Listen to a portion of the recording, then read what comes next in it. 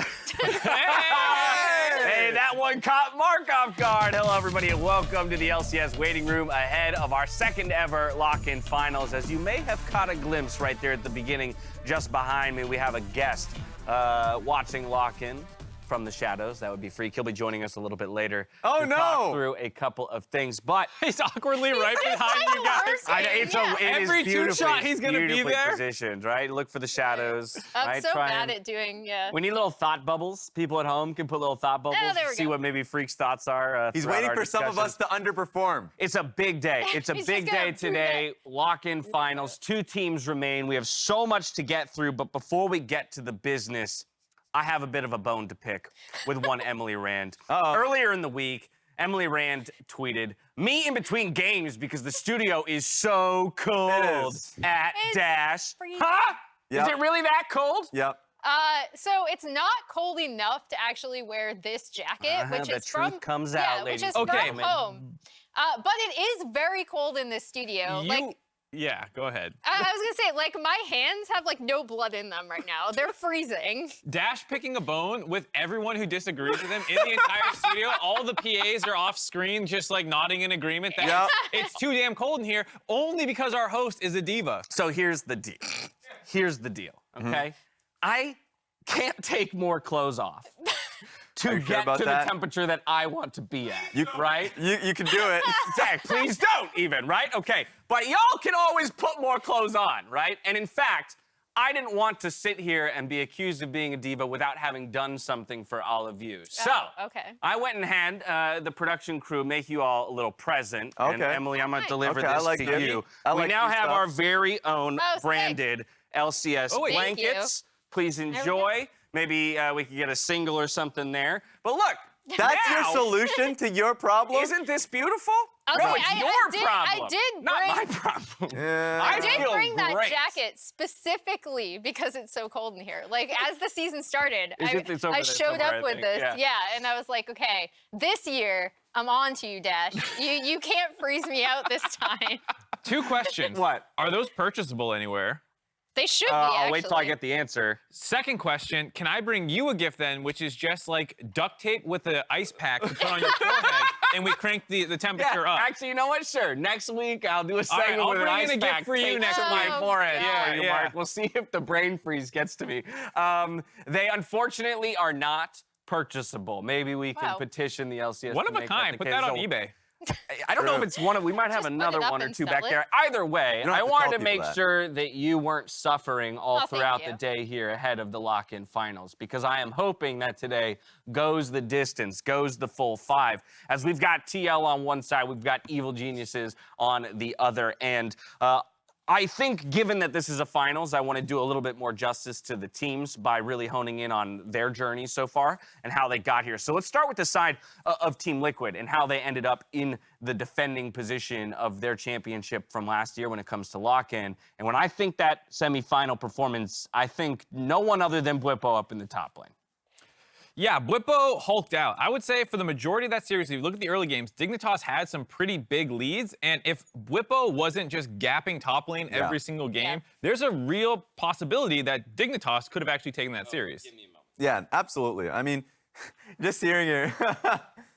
Yeah, Whippo for MVP yeah, already. And he has come in with not only strong performances, but just on different looks, and he's challenging top laners on different matchups that they would never expect. He already talked about it in his interviews. The one that always comes to memory is the fact that, oh, what is the answer to the tank Akali? I will go tank Rengar. Yeah, like, I guess. And he will just go up at like about 20 CS early on in that game, and he was stomping. And it's just something where, like he said, you may not know the matchup. I do, because I'm the one playing the oddball pick. I mean, Emily, not only is he going up 20 CS, he's also accumulating 9 solo kills Yeah. across the 3 victories that the team had in their best of 5. That is nutty numbers when it comes to solo kills for an individual. Yeah, and I mean, I think a lot of it is just his laning has been so strong. And to Raz's point, a lot of these matchups, he's going to know the better of them, right? Like, his Yeah. opponent's going to be entering that matchup with less knowledge of how it's going to be. And I think the way he finds windows and opportunities and like creates opportunities for himself. Like we either see him getting a solo kill or he's like dirty farming at like 4 minutes. Yeah. So his opponent is already at turret while he's catching the next wave. Yes. His CS numbers have been insane, and it's given them such amazing control over that topside jungle as well. I love that you mentioned creating opportunities because he's always pressed up, especially in this moment where he is pulling the jungler to his lane and then outplaying and getting a double kill. So he does this consistently.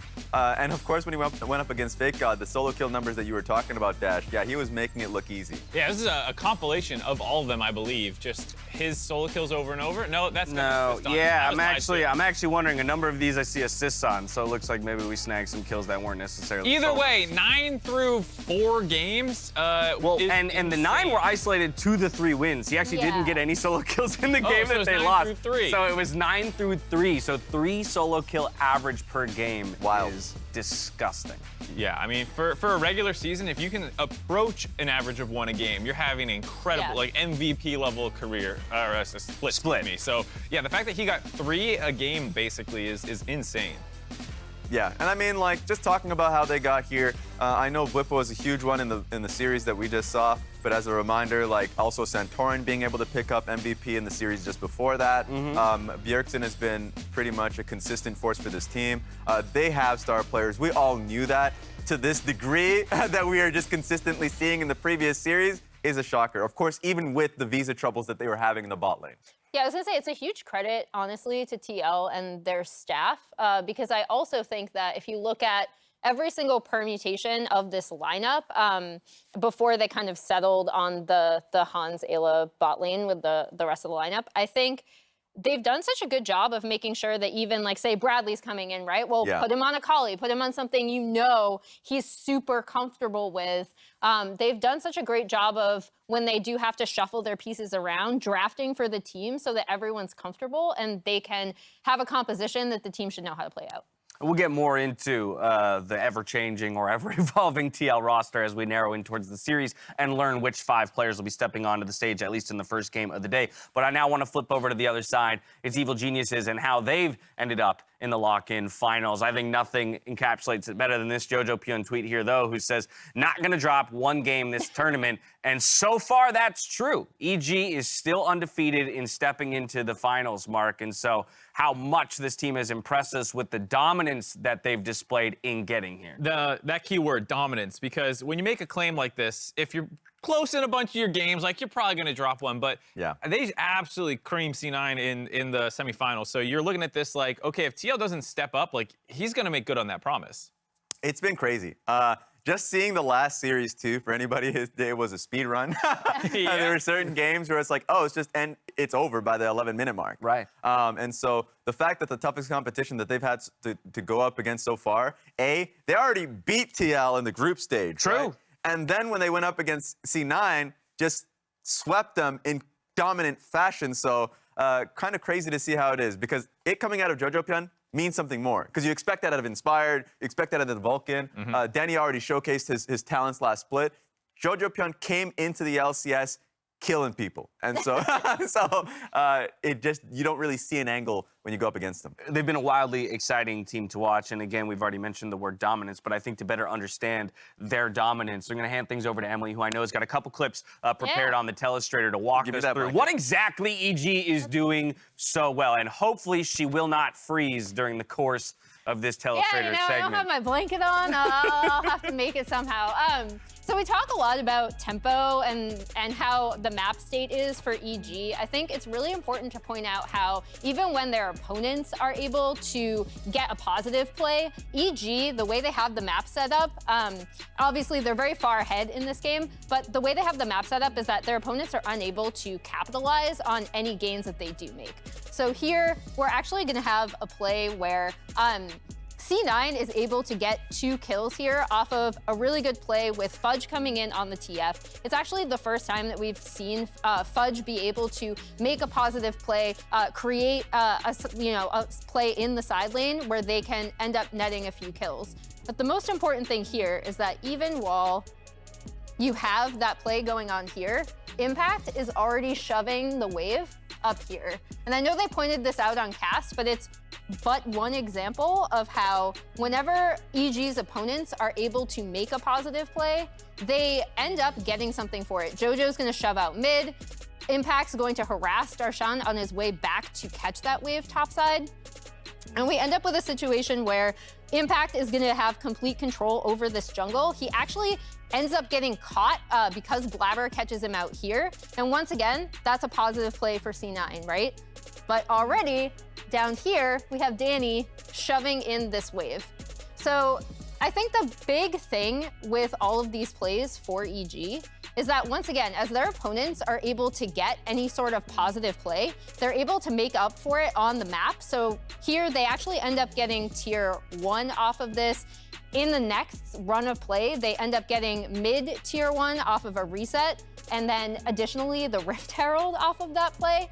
So obviously, again, EG are significantly far ahead, but I really wanted to show how we end up in a situation that Azale pointed out, where they end up having complete vision control over this entire bot side of the map after dropping the Herald. And right here, I know they pointed this out on cast, but this is insane. And then the most important thing is I'm too short. Yeah, Mark, you could have stood up and helped there. I'll give you a 6 next time. It's right approaching Drake, so they already have the timer for the next thing set up, basically, so that whenever their opponents are able to do something, they're not able to capitalize on the map. EG has such complete dominion, and they're able to respond cross-map so well. Yeah. And I wanted to point it out because we've talked about it a lot on broadcast. I think it's great to point out because the whole storyline coming in with this team was bunch of Zoomers, they're going to be really aggressive, but their fundamentals are so good. Their vision control, their prep for objectives, you know, they make mistakes, sure, Impact gets caught, but like during that time, it's at a good window because he knows that the rest of his team is also playing aggressively in that time. So I think they deserve a lot of credit beyond just, look at them pick these fights. They got good hands, like they got good brains too. Exactly, the fundamentals are super important there. I know Inspired in an interview was like always talking about like that he loves working with players that are hyper aggressive, but like talking about reeling, you know, having to reel them in and also just focusing on the fact of just playing the game the right way. Right now, EG is playing the game the right way. And when they are ahead, they will continue to push their advantage. So that's what you love to see. And they did that in their previous series. And I also want to point out the difference between being like aggressive and proactive, because I'd say these are all proactive plays, right? They're keeping the tempo in their favor. And it's not needlessly aggressive. Like yesterday, we even saw, it was a really simple play, but when JoJo's pushing out a side wave, he could have pushed on the rise for an extra kill, but knowing where people were on the map, he immediately backed off. And I know the casters were wondering, like, is he going to get caught out? Because C9 were already rotating down. So I think that in its simplicity is also showing that the entire team is communicating where people are on the map, and they're not being needlessly aggressive. Yeah, for me, it's that forethought and then the fluidity with which they execute, right? In the process of moving towards their current objective, they're already setting up the vision for the next one. That way, they're not missing a beat in getting to that next piece. And it just seems like they're playing kind of, 1 mile per hour faster than everyone else. But over the course of the game, it's like, oh, all of a sudden we're miles behind them and we can't catch up. Exactly. And I mean, at the tail end of that play, too, being able to get the dragon. And so, like, if you are able to continue to maintain the vision that you have, you're able to get so much off of it. And you're just denying them full camps, denying them the Drake. So, like, exactly. It's really hard for teams that are going up against them if they fall behind to get back in. That's why it'll be cool to see what TL comes to the table with today. Now, along with all of that, I would be remiss if I had an entire setup to the lock-in finals where I only went to the 3 people who all believed that 100 Thieves was going to be the eventual victor. So, in the interest of bringing some very sharp analytical minds into the discussion, I'm very glad that we've got Freak standing by to help us better understand why it was that he believed. Oh, is that why he's here?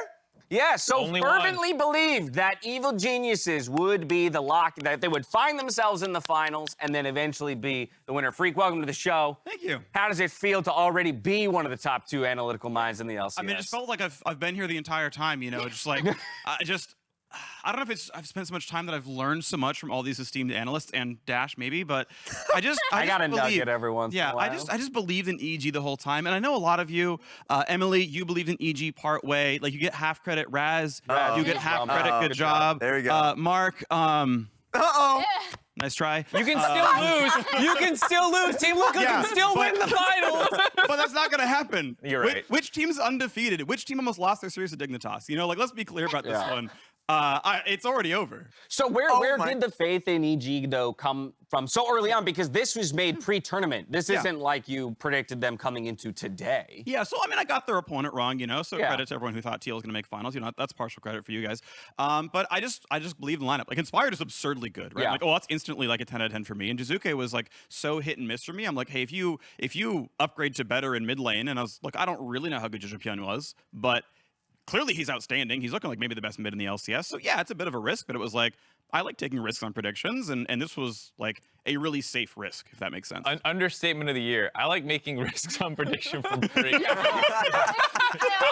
How many? EG is going to win Worlds this year. Yeah, EG is going to win Worlds this year, by How many the way. will win Worlds tweets do you think you've sent in your lifetime? Well, to be fair, like the vast majority of them were just the LCK will win Worlds, and then they lost, by the way, when True. I did that. So I've Over missed- 100? Are you triple digits? In, Oh, it gotta be. Will win Yeah, I mean, there was like a Worlds? solid 2 months Yeah, of LCK will win Worlds this year. Jesus Christ. Okay, well, I'm so glad that we had Freak on to represent the EG Me side too. of things, but I would be sad if we didn't have the other half of the puzzle in the conversation. So while Jack couldn't join us on the desk today, I know he's got some choice words for his competition in Freak. Let's check it out.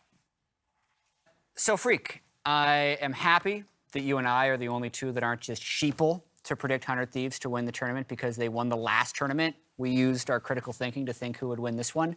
I will say, with different predictions, I was gambling a little bit that Core JJ would have his green card and they'd be able to have a full roster for the finals, but who cares? I think TL is going to win anyway, and I will be the only one who is right in the prediction game. What a coward. He's already couching his prediction. Yeah, He's yeah. like, oh, well, I thought this and I thought that. Give him the I context. mean, it's great that he had what? He had TL and 100 Thieves in the finals, and I mean, To I guess me, he still gets one. That is such a representation, though, of like the dichotomy of them as people. Freak is here. He's like doubling down. EG will win Worlds before they've even won lock-in, and Jat's over there like. Now, in There's a case chance. TL doesn't win, Play. there are a few things that I want to make sure everyone knows in that case. Either way, Freak, once again, I want to thank you for joining us. You so still have welcome. that faith in EG today? Of course I do. All right, I love to hear it. they're I winning know spring, that they're you're on winning the summer, they're cast winning- today, and you've got some prep to do, so I'm That's going to let true. you I've go got some forecasting 15 to minutes get with. before we, not even, less than at this point. So thank you once again, my 11:35, friend. got 12. 11:34, Have a good- 11:33. Get out there! Have a good cast on the day, my friend. From here, we're transitioning into the matchup at hand and how we actually expect these teams to go at it today. TL, they're the returning lock-in champs from 2021. I think that's something that should not be ignored, that organizationally they've already had this success, and they would definitely like to recapture it, be the only team to retain that trophy. And I think there's a pretty similar story here as well when, you know, they brought in a ton of talent in that offseason. They came in as pretty big favorites, you know, of one of the teams that people thought could win it. Cloud9 was kind of the other one. It's a similar story here now where TL kind of are the favorites, just unfortunately are not able to field the entire roster that they intended to start. Yes. Yeah. But, you know, the Cloud9 from last year's EG this year, where they also made a ton of moves in the offseason. It's a really good point. That kind of, it's like the burden of expectation, and it's kind of the antithesis of what's going on with EG, right? Where it's like Freak says, well, it felt like a safe risk because ultimately, if they didn't win, people wouldn't necessarily fault them for not winning lock-in. But with TL, you look at that roster of names and you go, you immediately expect them to succeed. And anything less than a victory feels almost like a failure right out the gate. Yeah, I mean, going through a lot of the players, if you just check through their accolades, just one player, I mean, Bjergsen alone just fills the page with just the accolades that he has throughout his career. And so you've had players that are previously insanely successful and have bagged a lot of trophies in their lifetime. And then a coach who's already been lauded as like one of the best coaches in the LCS. So the expectation is high. The only problem, much like Jet mentioned, is the fact that the green card situation is making it harder. So Santorin is the only one saying, oh, I remember what happened last split, since Core JJ still sitting this one out. Yeah, and I think the big thing and the difference between EG and C9 last year is that this EG team, they've looked insane out of the gate, right? Like C9 had this massive ramp up through lock-in. EG have just been completely dominant and have not dropped a game. The one thing, though, was the game that they were most tested in was basically their game versus TL, where they were in a losing position this game. TL, was scrappy back and forth in the early game. There were tons of kills left and right, but eventually TL was able to get an advantage in this. They tested their solo lanes. They can go toe-to-toe in talent, and they ended up getting a Baron buff and getting inhibitor turrets almost down. And all the things we talked about with Bwipo and his solo kills, this one I felt like, as you said, most tested between teams, most tested between top laners, as it was solo kill versus solo kill. Yeah, go back and forth. Exactly, junglers were coming on up top there. It was fun to just see two of the best performing top laners in this tournament duke it out. I was going to say, two things I'll note. Number one, though, in this matchup, as we're watching through the highlights of it in the moment, Core JJ, Jan were the ones who were in the bot lane for CL. We do know that that won't be the case, at least for game one today, that it will be Hans Sama along with Ayla. So, very curious to see, again, what's changed? Was that decision made based off of this game and how TL feels like maybe with that bot lane, this different lineup, they can, kind of alter the reality of the result of this one. But the other thing I wanted to call out, Raz, is the number of times already in these highlights that we focused on the top laners, because we talked about Bwipo and how key he was in the semifinal success. But in this game here as well, we saw Impact picking up a solo kill on him, and I think Impact is a different type of top laner, one that is less predisposed to being abused, and even when he is, has showcased some of the most prolific, most nutty comebacks and mental fortitude that we've seen out of any player. Yeah, I was gonna say, I think the big thing about Impact is that, as you see, Bwipo and Impact well above side by side on the average SSD. there. And Impact has very quietly had kind of an insane tournament for himself. I talked to yesterday about how attacking the top side and destabilizing it is a way to attack EG, and the reason why I say that isn't because I don't think Impact can soak pressure, because I think he's really good at it, but because you can destabilize the rest of the team that way. Yeah, Mark, that Samsung SSD Fast 5, those guys are neck and neck right next to each other, but did you see the difference between them and the league average? Yeah. That's what, to me, stands out, right? It's less of a comparison of the two of them, and it's more of a comparison between them and the rest of the league. They're like 1 and 2 in almost everything here. Yeah. Basically, there's like... Sure, KDA, whatever. Yeah, KDA, whatever. They die a lot because they're making plays happen. But in a lot of the more important categories, they're back and forth. Kill participation, it's a little all over the place because your team's just murdering everyone on the map. It's a little hard to get involved sometimes. Right. I think like this will be one of the most important matchups today, is if they can kind of do to each other what they've been doing to all the other younger players in the league. Like Jenkins had a rough time. Fake God as well. Fake God have a rough time. Like people have been getting beat up by these two the whole tournament. I didn't know Impact had 7 solo kills in this He's tournament. number 2. Yeah. I didn't either, right? We prepped that whole segment about Bwipo solo kills. Turns out they're both solo kill monsters, and in fact, one of those solo kills came against Bwipo himself. But if we go from one solo lane, I think we have to jump to the other, because while I expect the two veterans in the top lane to really kind of go tit for tat, toe to toe most of the way, I think there are more questions about how the mid lane will go. But funnily enough, if you ask me pre-tournament, my expectation would have been like, hey, can JoJo handle Bjergsen? And I'm now more in the camp of, can Bjergsen handle JoJo? Yeah, it's the young kids that are coming up strong right now. So, like, Bjergsen, I expected him, a lot of people expected him to kind of slowly get back into the thick of things because, of course, coming back from coaching, coming into mid lane, even though he's playing solo queue, playing scrims, and playing competitively is a completely different beast. And so, yeah, he's been getting slowly back into it. And he has been good this tournament. But JoJo has just been better. Yeah. So, like, that's just been the case of this matchup. I think what's interesting there, too, is JoJoPyun's jungle proximity is 9th in the league. He doesn't actually get that much help. Inspired is not a super proactive jungler. I don't think that's quite the word, but, like, he doesn't hover around his lanes very long. He's very efficient. He farms his camp, efficiency. and then when he shows up, is very impactful. But it's not like he's sitting in the brush for 30 seconds waiting to make that play. And that's why I think it's interesting that it's so low for JoJo. And the thing that's impressive to me also, as we look at their champ pools, you see the Tryndamere, you see the Twisted Fate. They play different lanes. Those players play different lanes. And then obviously Quirky Victor in there. But I think the big thing is that Inspired and JoJo, like, JoJo plays the lane insane. Like, he's going to be contesting for CS maybe before the wave even gets there.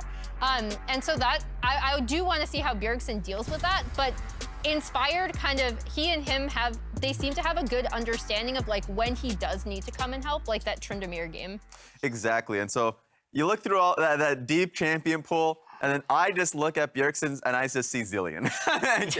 and how dominant he was in that last game of the series on that pick. And even hearing from Bwipo saying that he definitely was the hero of that game. So if you ever see that Zilean performance come out, but if the pick comes through, I'm scared. Oh, game 1 is coming out. Yeah, but it's all control mages for Bjerg, except like the one LeBlanc, which he's been playing forever. Yeah. I'm like, let's get a skill matchup. Let's get like something a little more contentious in there. Where you see JoJo's side, I'm like, that looks like a really fun champ pool. And then you get Resident Sleeper Zilean. Oriana. Also, it's funny too to me again the kind of the contrast between the top lane stats and the mid lane stats, where Bjergsen's KDA was like 13 or 15, right? Because he's playing Zilean, right? He's just behind the team the whole time, and the two top laners are just like, I don't care. I am going in, and we're gonna make a play, and it's gonna go really good or really bad. I mean, to that Zilean point, though, he was super proactive in that last game. He was all over the map, he's which a monster. you don't associate with Zilean, like 7-minute roam top. Yeah, I feel like if Hilly didn't exist on this planet, he would be the most aggressive Zilean player. But no, we right now have someone who's just wilding across the, I want to say Pacific? Atlantic. Look, I'm gonna walk away from the Atlantic. There we go, Atlantic. Does anybody have a globe? Can I get a globe? Can I get a globe flown in here? We do a quick little geography lesson for Raz. I corrected myself. I'm proud of you. Only because of the Battle of the Atlantic tournament. So that's the only way I got that. I was impressed. Oh, don't. But yes, he has been incredible now, and he was 2 levels ahead of the next highest level in that game. So I'm excited to see that matchup. They just play completely different games. You were talking about how efficient Inspired essentially plays it, right? Because he doesn't necessarily need to be around mid. That's just because a lot of the times these players are playing their lanes insanely well. The last series that we had, JoJo Pyun just provide a clinic in a 1v1 versus Fudge. So you don't need to be mid if he's doing it already. I mean, that to me is the final piece of the puzzle, is the junglers, right? And we've already talked a little bit about Inspired, the efficiency with which he works, and kind of how seamlessly he seemed to slot in already. On the flip side, you have Santorin, the mainstay jungler of the LCS now, I feel like, at this point, ever since Xmithie's departure. Yeah, I think the thing that's impressed me the most about Inspired specifically is Raz mentioned how he's not around his lanes a ton, but I actually think that he's around his lanes more than I thought he would, or he seems to have much stronger communication with them. While he was on Rogue, they really relied on having like pushing waves so he could always invade, farm incredibly efficiently on carries. We've seen him do that, but we've also seen him be a facilitator for this team, and I've loved seeing both of those styles come out from Inspired. And I think it's going to be big on Santorin to step up and shut him down a little bit, because that was Santorin's MO, excuse me. Jesus, Mark, too much of a gamer. What do you want? Too much gaming. That was his MO for a period of time when he was at the height of the LCS. You know, there's a time where Santorin was the best jungler, and what he did was shut other junglers out of the game. It wasn't like he snowballed lanes like crazy. It was like you just couldn't make a play against Santorin because he'd chunk you out in the jungle, he'd ward you out, he'd communicate to his team. And I think if he can do that against Inspired, that would be huge. And I mean, like, the stats will never do Santorin justice just because of how he plays the game as a facilitator. That he will always prioritize his lanes first. And in the series that he got MVP, and like he was just all over the place on his Xin-Zhao. So like he is the type of person who is always going to set up Bwipo and Bjergsen to succeed. You know, bot lane's a little tumultuous right now with how many people are going in and out of there. It's a revolving door, but like he will always understand the game plan, play to it effectively, and that's what gets TL victories. Yeah, I don't want to undersell the importance of the bot lane in this matchup, but given the fact that TL's played multiple iterations, we're going to wait until we get some gameplay, and we'll evaluate mid-series. 45 seconds to go, a little less now before game time.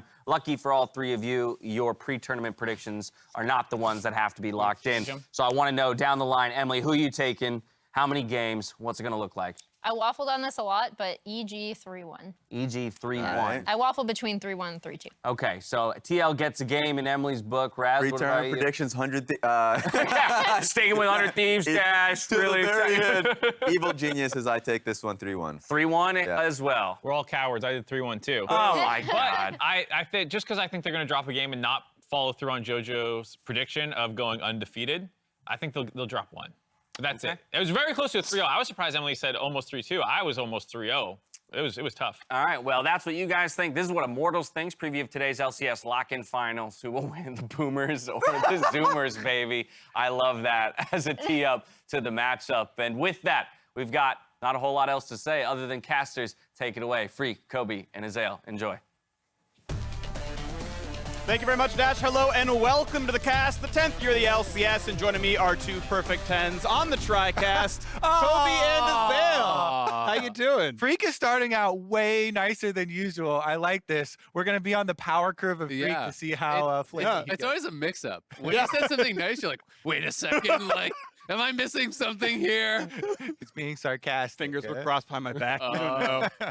Well, we've got a banger of a series, my friends. Such a cool finals that we have here. EG been on fire. JoJo called his shot, said they won't drop a game for the entire tournament, and he could be right. Of course he could. He's been right so far. Of course, Team Liquid, a couple of rocky games in the past, but EG got tested really tough in Game 3 by Cloud9's half roster as well. Karma off the table, Senna banned away as well. We are on 12.2. Yeah. Senna is so strong right now and worthy of a pick and ban every game. Absolutely. And Danny's already a Senna player. Don't think he's going to get to see this at all in this series. He was willing to play it pre-buff, so definitely don't want to give him a hit this now. There's so many hype matchups in this finals. You know, JoJo, the young gun, so much hype around him versus Bjergsen coming back out of retirement. Does he still have it? The top lane, Bwipo absolutely dominating for Team Liquid, going against Impact, former Team Liquid top laner. Dude, his series yesterday, it was Team Bwipo. It He was certainly was. absolutely popping off, and it'll be interesting to see if Impact has a better time against him here today. And as far as those solo laners go, all of these bans have been towards bottom lane. Literally every single ban, bottom lane ban. So no attention paid to the Twisted Fate LeBlanc trade that you usually see. Diana Yasuo. No target bans towards the, Gwen for the top laners was quite big for both of them. Yeah, not surprised to see that Ana ban against Inspired. Keep in mind, this is the patch that buffed Yasuo. Lethal tempo, some changes as well, making it less early game, but he got Go. extra damage on the QTF. Maybe the most highly prized mid laner of the season so far, honestly. He'll be nerfed in 12.3, but that's going to be locked in for JoJo. And this is going to be another new one for JoJo. He has played so many different champions already, so many styles. He's playing melee carries, he's playing range. He's going to get actually 2 more games on the Twisted Fate previously to get a test on his map play. Bwipo praying to the top lane gods. Yeah. For Do good I get junglers. counter pick? Do I get a Please, jungler? gank for me, Santorin.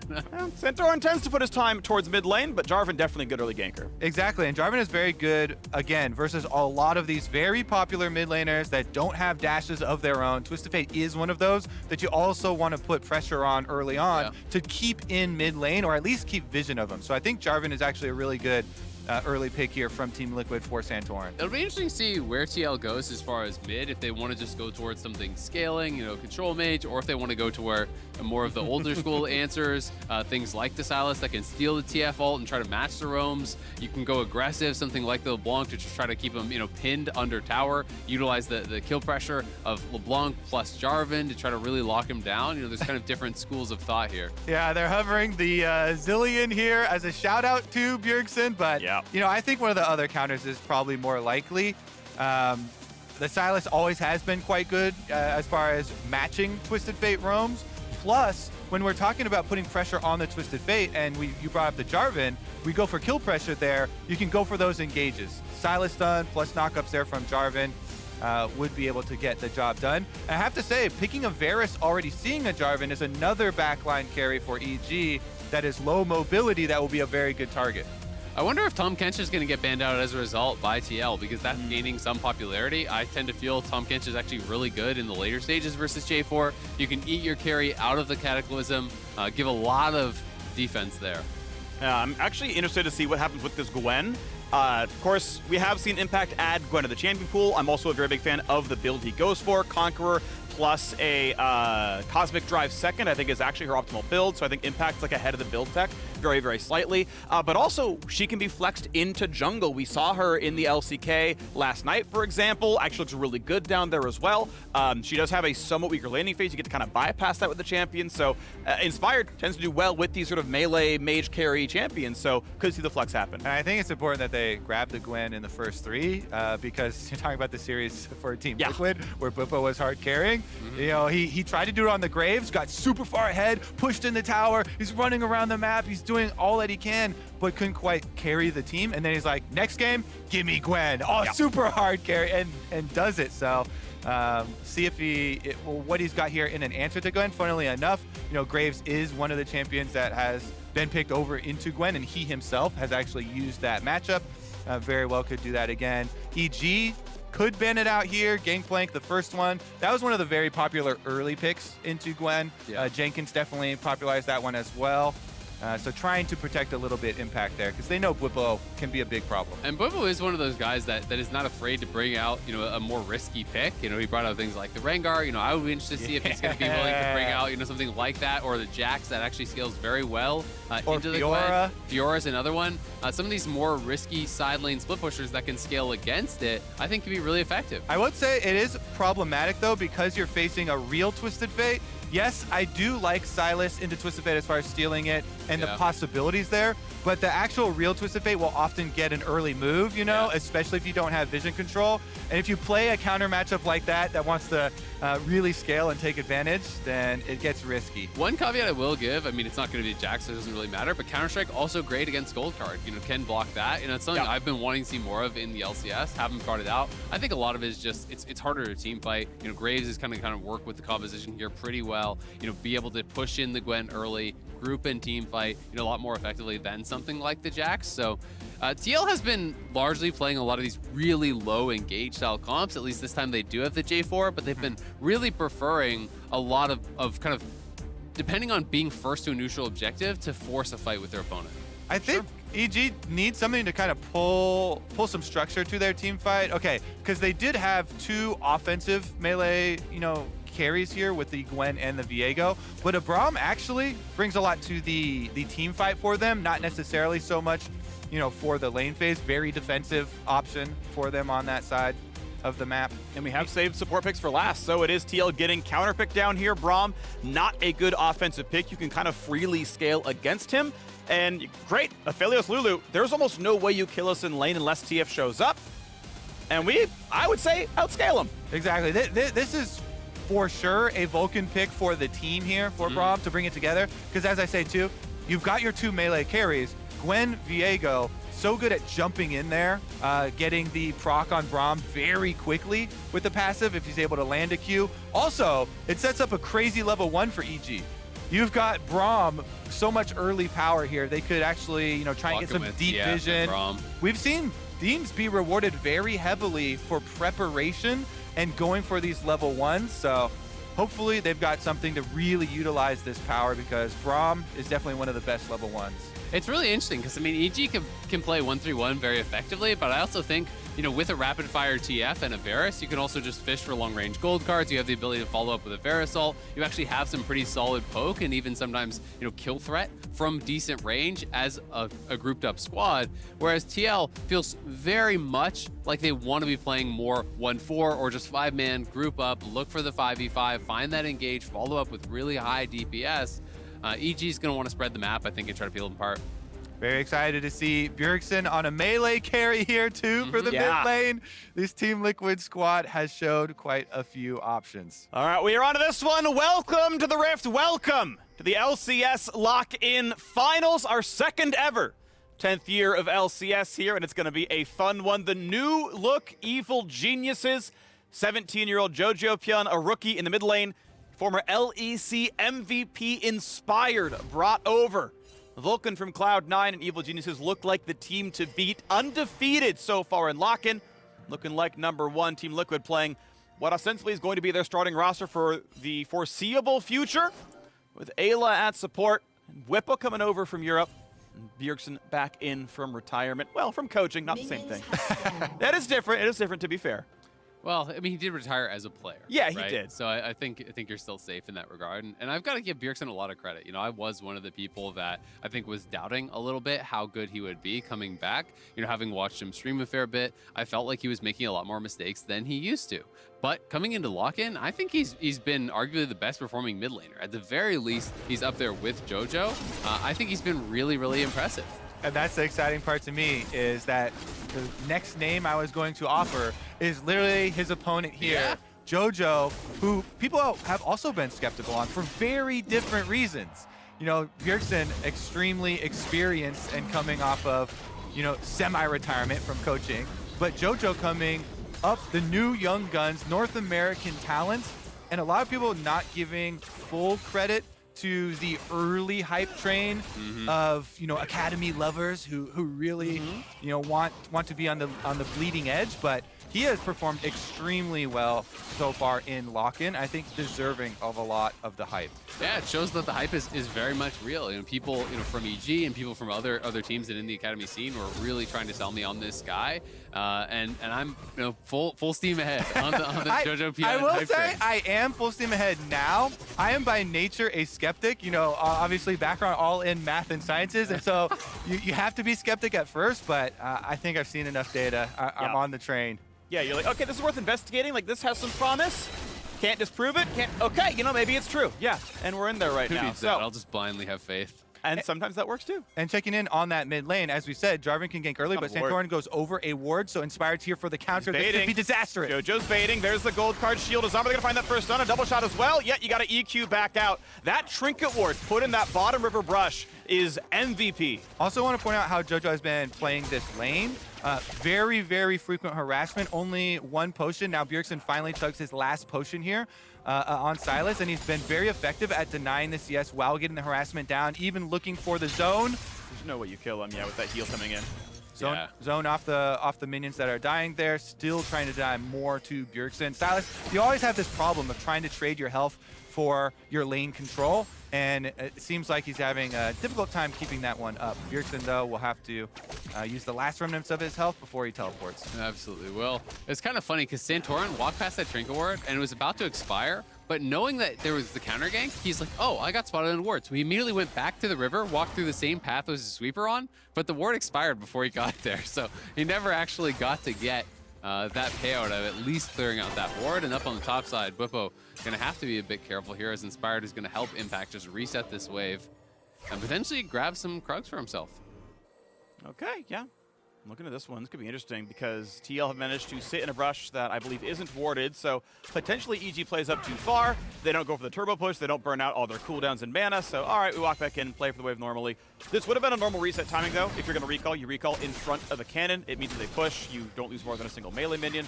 So it was a nice attempt at a bait. It doesn't mean anything though, and EG Three-person dive. play it safely. Top side is where we're looking now. Jujubee is level 5. Bwipo now the same. Just a long sword. No potions left, but as the wave is cleared out, Bwipo able to keep it off his tower. No dive. One of the most robust parts about Graves, you have so much AoE, clearing the wave there, denying the possible dive, the roam from JoJo, and because of the ward in Tribrush, even can stop the recall and delay this Twisted Fate more, denying CS. Yes, the teleport can be used to get there quickly, but that's a couple more dropped due to the roam up to the top side, and Impact's going to trade lanes. Yep, just going to be able to base there, and he wanted to TP back to try to catch the wave that was at the tower because JoJo was going to lose a full wave. But what this has bought TL is Bwipo actually fending that off means Bjergsen catches up in farm and gets another free base because he actually had to TP back very early. He was down 2 full waves. He matched that farm in the time that JoJo spent going top and then basing. Then he gets another free recall to actually buy another item and walk back to lane. So, you know, all of the kind of earlier lane woes that Bjergsen had now pretty much erased. The bonuses of absorbing pressure from the top lane and denying the possible play there, the time spent. I'm looking forward to time spent from Inspired down towards the bottom lane though, because Inspired versus Hans Sama is also another cool matchup. It's not an exact lane matchup, but obviously the former teammates looking to one-up each other now that they've come over to the LCS. You can see how much respect Bwipo is actually paying to the fact that TF can make these roams and that he may be that focus pressure. Early Merc Treads as his first buy here is pretty atypical for a Graves, but going against Viego Stun, the point and click gold card, there's a lot of CC on this team, and the MR and move speed is going to be helpful against Gwen. So I think it makes sense if you're saying my role in this game is just to clear the wave and stand at my tower and not die while the rest of my team gets things done. Yeah, so far it would be a small checkbox here for Team Liquid because they avoided the early roam timer from EG. And Santorin, as we said from Champ Select with his Jarvan, trying to put that pressure on Twisted Fate. This was the third pass that he made for by mid lane before transitioning down to the Dragon to pick up Team Liquid's first objective. And well done. That map has been useful. Obviously, it is a 500 gold lead still to EG. Most of that is not TF passes. They are outlaning the opposition. But to you what, the first Dragon actually looks pretty good. Not the best individual Dragon stats-wise. It doesn't give you a whole lot that you care about. But it does start you on the pass that if you are looking for a Dragon Soul later on in the game, well, you're already a quarter of the way there. It's going to look pretty good. Top lane is scrapping back and forth. Like the Merc Treads from Bwipo, you got a lot of hard stuns from the entire rest of the team. You get tenacity almost everybody. And you're getting magic damage in the lane, so I am a big fan of that one. And now we get a fight in the top side as the ultis come across. Decent damage. Bwipo attacks the minion for more. The Qs come out. The big ulti, the flash from the Q. Able to sidestep, inspired stun. No death on a Bwipo. And one of the important things in the escape here, whenever you're playing versus Gwen, so critical to move sideways when she jumps at you with the Q, because the center of the snip does so much more, and some people would get kind of lazy, you know, and just you know, face tank it or try and run in a straight line. But it's very critical to sidestep the middle of it, avoid a lot of that damage. Bwipo had pretty good movement there. Also dodges out on the W stun. Ignite, oh, almost. One auto would have been the stun. Alo's already down flash, but it's nothing picked up. TF. Yes, here. Showing up on both sides. Bjergsen's here first, and then it's first blood in the bottom lane. Vulcan can find a slow, but not much else as the squad runs away, staying alive barely, but summoners are down for EG, and the kill on the board for Team Liquid. Yeah, huge roam there down from Bjergsen. Arriving first with that stolen TF ulti, they're the ones that come out on top on this, gets a kill, and now they're going to be able to take plates. I mean, Hans Sama had their chakrams all stacked up and was fighting back very heavily as they were trying to burst down Ayla. He returned so much damage. When Bjergsen arrives, it's an easy kill over onto Danny. They push it in, they get the plate. They have a 20 CS lead almost on this base for Hansama, so he's going to have a really nice buy. Plus, this is going to mean a lot moving forward. You already have first Dragon. If you're able to get that advantage for your bottom side, continue stacking up. But here it is. The flash and heal forward from Danny had been used early, so that's why so successful from Bjergsen as he comes in a split second before JoJo. The attempt there, just like 1 second of difference. Yeah. If they had been a little bit more proactive in coordinating that there and actually been able to punish, could have been completely the other story. Absolutely. And Danny, I think, just needed one more auto onto Ayla, you know, to actually proc that Braum passive. That's why he was going for that flash forward. If you get that passive stun, your Q is guaranteed, you're going to get that kill, and the fight can look pretty different. But unfortunately for them, it's these slim margins, and TL getting the best of them so far. Hansama had the white gun that meant the damage was really high from the chakrams, and it looked tough. And again, the first step from mid lane, so critical. And you saw how a couple of seconds could mean the difference, because if you're coordinating ahead of time and your Twisted Fate ultimate, no matter who's holding it, is the one that gets to join that play earlier if they had been on the offensive there. Here's the follow-up, though, from Team Liquid. Level 6 on Santorin, so they have full authority here, moving into the jungle after chunking out Twisted Fate and even bringing Bjergsen down for the follow-up. This really hurts for Danny because he was down 20 CS off of that previous play, and now getting zoned off more farm, more plates being donated over here to Hansama. So Danny significantly down in gold now to this Aphelios that is going to scale really nicely, you know, into the mid game here with this Lulu in the back pocket. You know, the trade-off has been on the other side. Inspired has been farming much more efficiently than Santorin.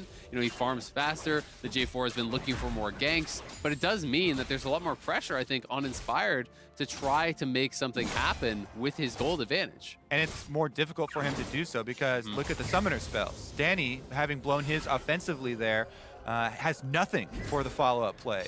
And Hansama has both cleanse and flash ready in addition to completing his Gale Force.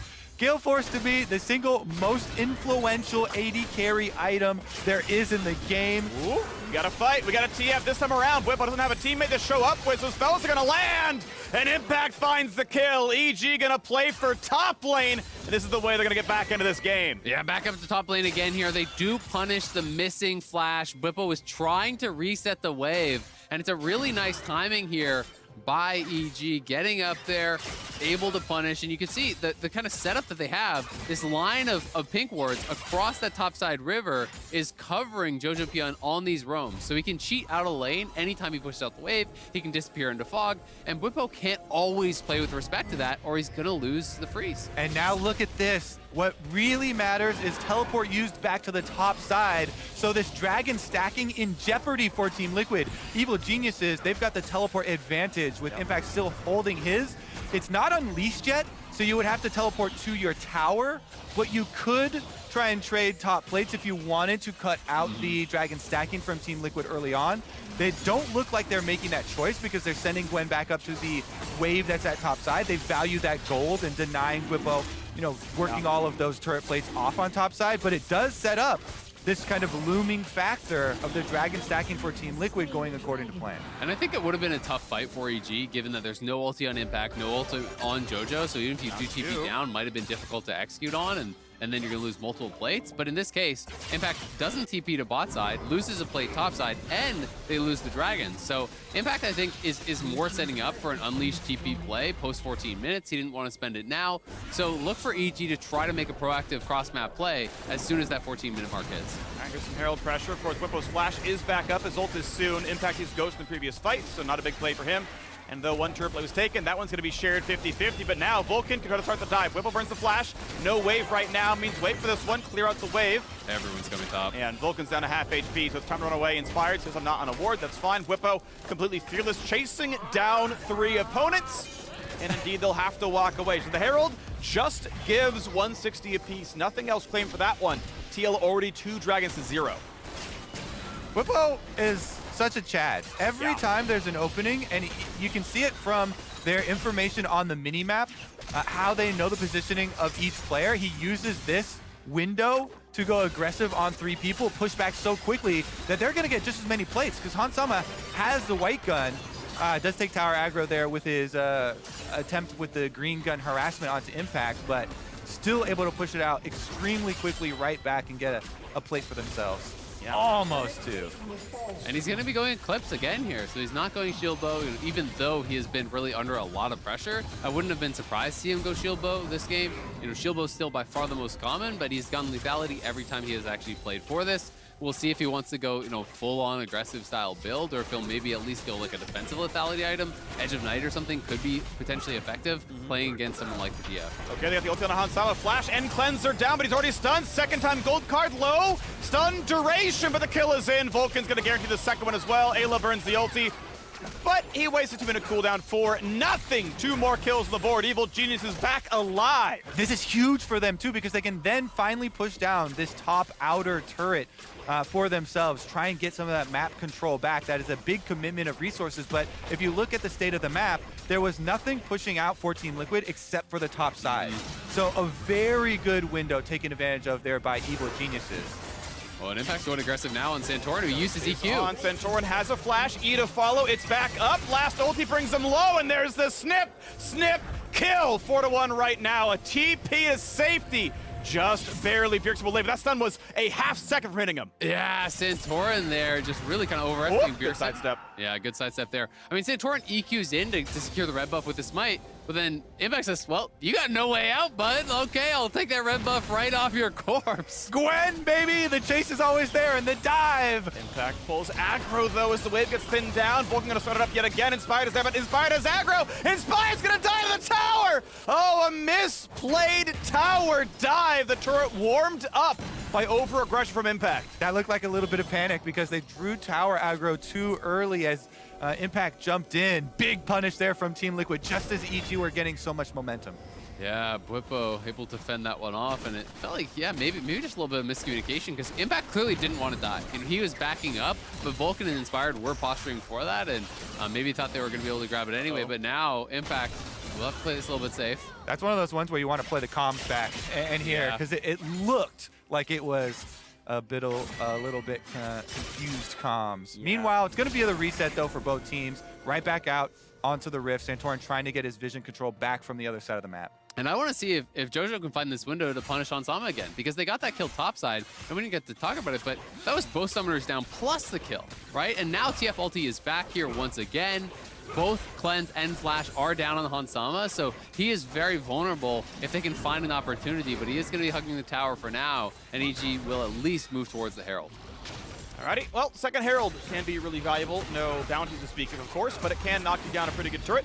Keep My second Herald does deal more damage than the first. Goes from a minimum of 2k to almost 3,000 with a late Herald, so you might see a turret die, and that can get some gold back. It'll nearly one-shot mid-turret from here. And it would be really big if they could actually get a good setup to put it mid, because then they truly get the advantage on with the fate plays. No flash on Hansama. Can they get the rest is the question as Braum hits the front line, and Gwen's here as well. Hansama not immune to death. Has now a backline access. Whippo finds the kill. Assassination on the Danny, and EG may have to run away. Stolen Braumel sets it up, and they find the second kill. It's a 1-for-1, though 2-for-2 overall, but now they keep on going. Bjergsen leading the charge. Looking for kill number 4. TL already winning. A red card buys some time. Blast plant to safety just barely. You cannot stop Whippo in the backline there. He's popping off again. No matter how much this man gets focused, he is incredible. And guess what? That's Dragon number 3. Again, while we're building up to this fight so much, the outplay here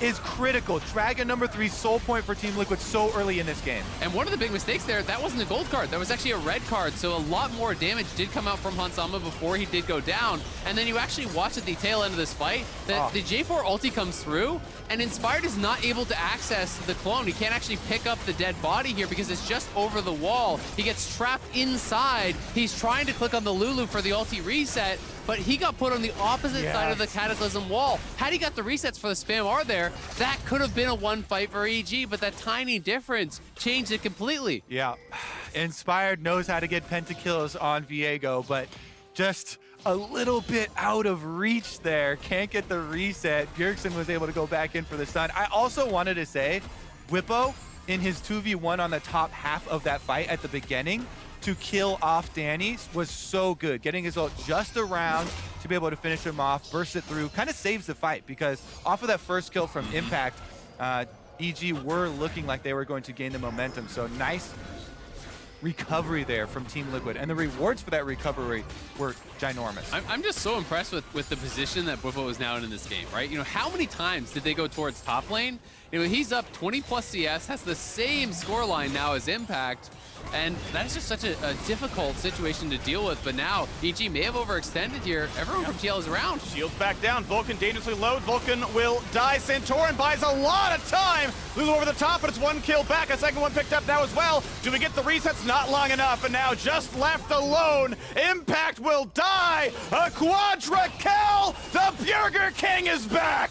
TL just absolutely eviscerate EG there, pushing up for vision. TL was ready for it. You can see Whippo. He is so happy in the player comms. They are popping off. They know this game is truly in their hands. Jojo was talking earlier in his interview with Travis. Who is this Bjergsen guy? What has he really got to do? What's so special about him? Well, now it's a 6-kill Silas. Let's take another look at this fight, though. Whippo and Santorin starting it off. You get such an early health lead onto Vulcan, and then Santorin right into the center of them.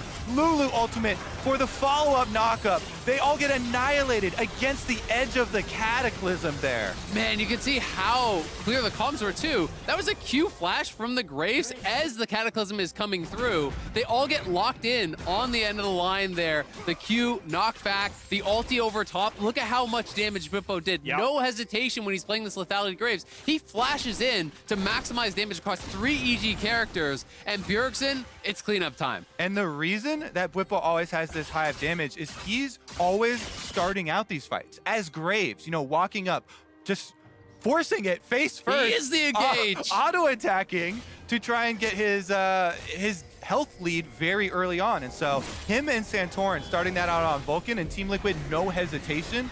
It bodes so well for them. You know, this team is all behind him, ready to join on this play. And now Riftfield actually going to get taken out before she gets up to the turret at all. So that second neutral objective goes down into the dirt. You earn 100 for killing it, you get 25 back when they claim it. It's not the best neutral to claim. Keep in mind, we are 80 seconds away from Infernal Soul for Team Liquid. If your poke was good before, if your burst was good before, it gets even better. Whippo's gonna love this one. It deals adaptive damage, so he's got the armor pen for that physical burst to do even more, and the one-shots are gonna happen. This lethality build, it's early game skewed, but he's killing him in the early game. And he just plays so aggressively with it, right? He actually makes the most of it. Is the thing that impresses me most is that his playstyle always makes sense with his build, right? You know, whether it's the craziness of the Scion, you know, in the early game split pushing with the Hullbreaker, and then he's gonna start grouping, so he goes back towards the Redemption. In these games, he's playing lethality, he's playing burst heavy. He's not kiting back and hitting a frontliner. He is flashing on the carries, chunking them for 60, 70, 80% of their health. And sure, in a lot of the fights when he's played it, he dies, but he has dealt such an overwhelming amount of damage that it doesn't matter because he has already won the fight for his team. And now that he's done so much work and won that fight for the team, you got to turn your eyes towards the person who collected the gold from the fight.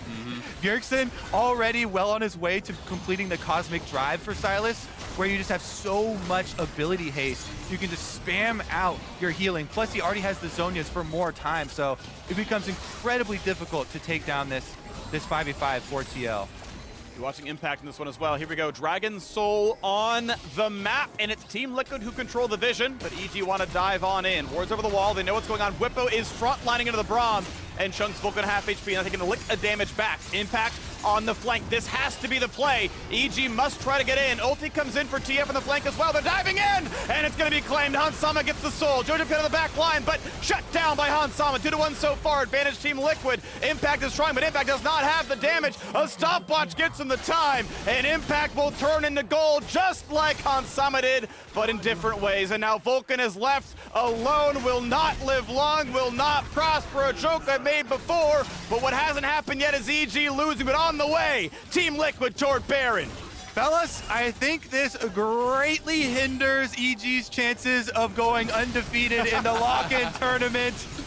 Team Liquid will pick up the Baron, they pick up the Infernal Soul, and they are absolutely crushing it. Game 1 of the finals. Just what a performance from TL across the board. But holding out in the early game, fighting really well here.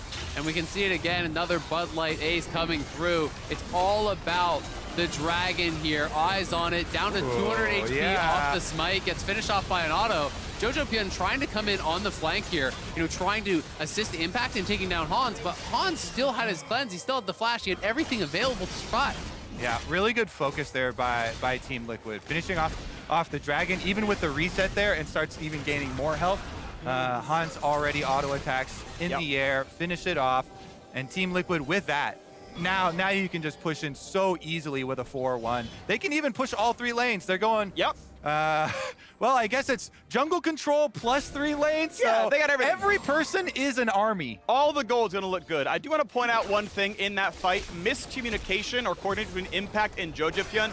Jojo jumped back line to go for Hansama. He cleansed the gold card and 1v1s him. And it's free. You're out for Arcane and TF. Of course, you lose that one. Impact went for frontline. He went for the Dragon side of the fight. So he wasn't there to force Hansama to Zhonya's early or whatever. So Jojo just killed himself off having no backup. And that's tough. It's one of those decisions where, you know, it seems like Impact is prioritizing trying to get the soul. Now they're trying to get a pick in this side lane, looking for Whippo. 1v3. But at the same time, it's your base that is in trouble here. We'll see how well Whippo can do. Ulti for ulti into Q damage. Gold card lands. There's one on the board. Now you got to get something done 5v4 because top inhibitor is going down. Will there be an answer in time? Whippo trading his life for an inhibitor is pretty reasonable. You'd say that one's worth in all chat. Question mark ping. Hey, your base, by the way, recalls come off. All right, pretty sure Bjergsen's going to have Cosmic Drive on recall here. His 10 stacks in his Medjais that he upgraded as well. One of the best feeling things about that too is that you get the bonuses from your Mythic on that, even though it's such a cheap item as well. So super efficient, 10 stacks already on it. As soon as he goes to purchase one more time, it's really going to be pain. And this also lands. Good shield blocks a lot of the damage, though. Not going to be one shot just yet. Oh! Block it, shield! Flash away, stopwatch burn. That turret will die in time. Or will it? Bjergsen gets the ulti. He's one hit from dead. There wasn't a wave. They couldn't finish the turret. That was a lot spent for no kill. Oh, that's so frustrating for Danny, though. That would have been 1K for the Varus there in the bank if he could have knocked him down, but he can't. Now he's just going to TP back in here. Full health. The push will continue. Vulcan's still healing back up at the base. They got to wait for a while. His middle inhibitor going to drop now as well. Dragon Soul comes up in 2.5. I should say Elder Dragon here. Big burst of damage. A flash away from Jojo. The dunk into the back line. Count him right now. 1, 2, 3, 4, and 5. Everyone is going to be down. The stopwatch only buys a second as it's the third ace in a row. Team Liquid walking away with the Game 1 victory. The first to beat EG so far this year. TL on the way forward. And Bjergsen ends it legendary, 8 kills to his name. But there's a reason you're seeing Bwipo on your screen again.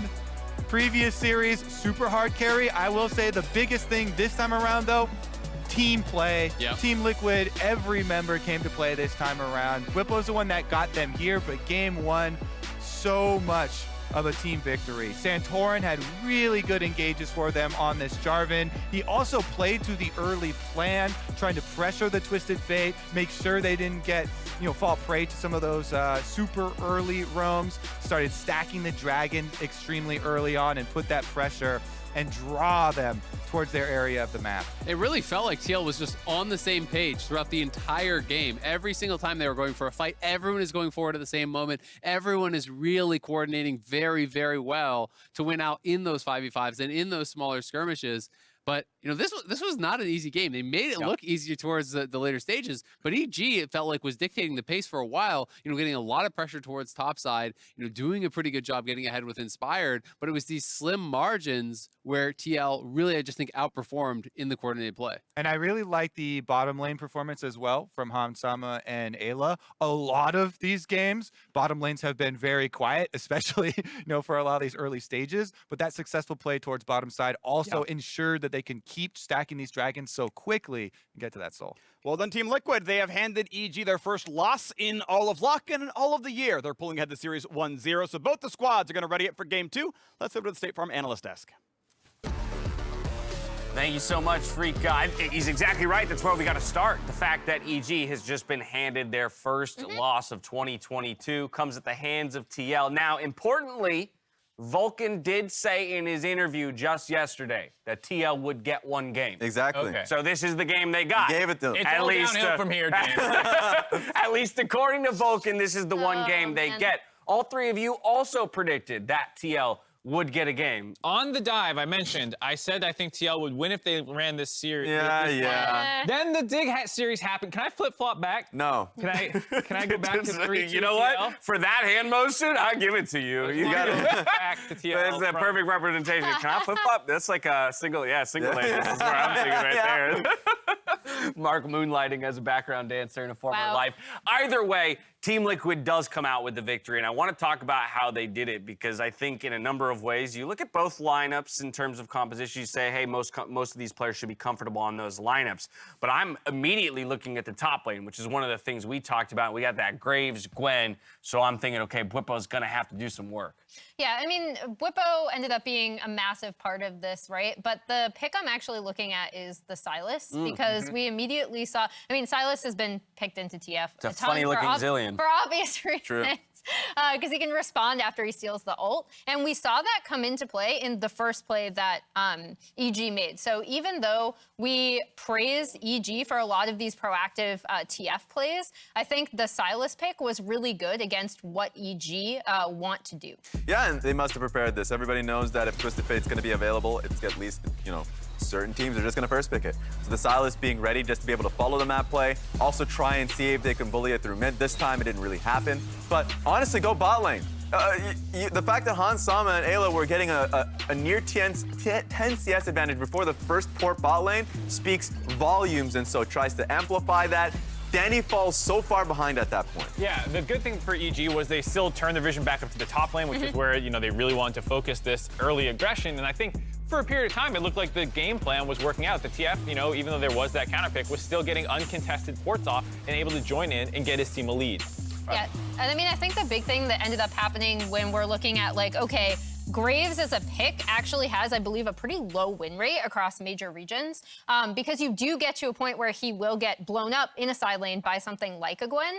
But the way that these team fights ended up going, Bwipo was able to do so much damage on the Graves in a lot of the Drake fights specifically. Yeah, we've seen a lot of Graves specifically into Gwen, and it hasn't looked good so far. A lot of times the Graves get smacked. Bwipo was the one person who was able to actually win when he did this counter pick. And it was, again, a situation where I was like, uh-oh, it's not going great early on because of all these things, but he's just such a monster with his lethality Graves build that, like, even when he doesn't totally dominate the lane phase, you know, it's like a small advantage in terms of gold differential, he turns it around and becomes a beast in the fights. Look at the damage percent that he gets on his Graves versus every, you know, the other Graves in the LCS. I mean, all of these numbers, right? All of them. Just such a stark contrast. Just the idea that he, though, single-handedly has moved the Graves v. Gwen matchup. It's a winning matchup Is now. now a winning matchup when nobody else necessarily wins with it. Yeah, and we saw the replays before coming into the series, but also just in one of the team fights that were played out. The fact that he was just able to 100-0 Danny. Flashless Danny, he's gone from the fight. Obviously, there were little bits and pieces that could have made EG come out a little bit ahead, but that was the biggest part, that he was just flatlined by his Graves. So Bwipo putting in a clinic there. It was a good look from all of Team Liquid. Bwipo, of course, a big piece of it, but you already mentioned Bjergsen and the Sylas in the mid lane. And for him, he was the one who came up the biggest in our Grubhub dub. Delivered the win for the squad with a big old quadra here right in the mid game. And the first person that came in with the engage is a super-powered Santorin, but it was, you know, as the fight that was going through, Bjergsen, who was just in large part playing a big piece of shutdown to the carries of that team fight.